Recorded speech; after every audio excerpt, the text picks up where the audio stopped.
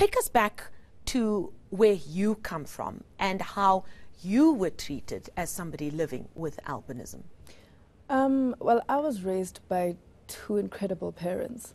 My mother was a very loving individual, and so was my father. But I think in terms of my community, it really depended on where I was. As a child, when you grow up in a pigmented community, because I grew up in Lenasia South, that's predominantly Indian, colored, and black. Pigmented. I like that. I like that. And then you become hyper-visible to everybody. Because you stand out. Exactly. And you become the only person who looks the way you do everywhere you go. And children, when they see that, they respond to it in a way that isn't welcoming because they also don't know how to interpret it. And it was, my initial days, school days were rough because the first thing I did when I sat next to the kids, and this was mixed, it was a mixed community, but they said, don't sit next to her. And I actually thought that it was due to my school uniform because I came in, not even school uniform, I came in with a polka dot blue dress. Okay. And everybody else had school uniform. And I went to my mother and I said to her, I want school uniform because I thought that they didn't like me because of the school uniform. But which is so innocent and beautiful in its own way, isn't it? I know, it is. And what happened in time? Was there an education that happened in your immediate vicinity, in your school that you went to, around what albinism was? Not in terms of the school, and I think it's actually something that should be put in the curriculum. I think, you know, when I grew up, we were learning about locusts and the thorax, and I don't think that was as necessary to my life experience as something like different skin types and how the skin responds to different skin types. I think that's more relevant for something like biology.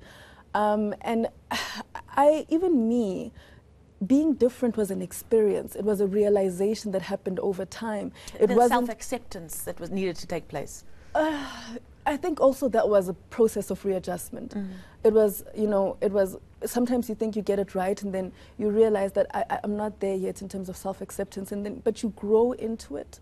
And I think that was my experience. Now, I feel very safe to say that I think you're a stunning woman. Thank you. And you are an international model. And your very presence, I'm sure, in that sphere has raised questions about what our definition of beauty is. What has been the response been like to you being in the world of high fashion and modeling? I mean, I started off in South Africa. And I think the response in terms of South Africa has always been very wonderful and very loving. But it's been a very interesting experience because I decided that when I go into representing albinism, I would do it also showing its beautiful characteristics in terms of black albinism. So it's beautiful kinky blonde hair and it's pale eyebrows. And so I worked on each time when I was on a really big platform, I would say, please represent me as I am, right? Because I wanted to show anyone who has the skin condition and who doesn't, that this is a facet of beauty that should also be celebrated. But, you know, you go into certain other platforms and not everybody responds to it very well because they find it very peculiar. And then the comments can also be very devastating. But I think I'm glad that I actually started my modeling career at the age of 23 and with a particular purpose. So you had a bit of a thick skin already. I had a thick skin and I could understand that this is not something that I need to internalize or take personally. It wasn't my issue. It wasn't my stuff to take on. So, you know. Amazing.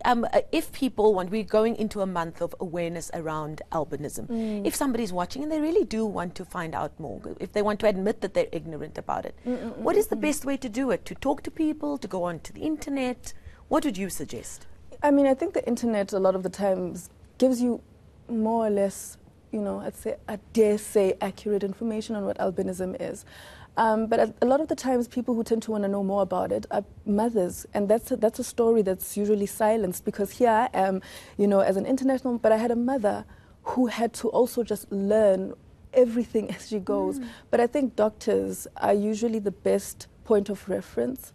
I know that in some countries, some doctors don't even know about albinism, but in this country, my experience has been doctors do know.